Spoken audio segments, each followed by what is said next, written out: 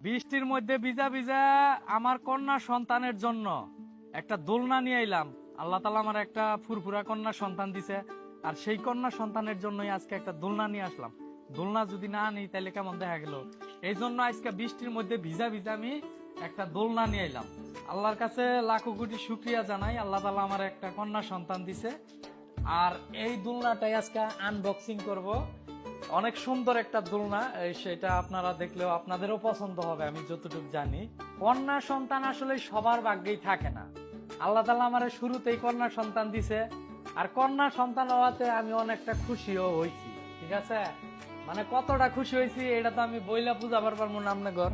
আপনারা হয়তো অনেকে ভাবতে পারেন মানিক মিয়া মনে হয় শুধু শুধু মুখে মুখে বলে। না ভাই, মুখে মুখে বলি না। আল্লাহর কাছে লাখো কোটি শুকরিয়া আমার যে কন্যা সন্তানের বাবা হয়েছি। সবাই সর্বপ্রথম আল্লাহ তাআলার কাছে একটা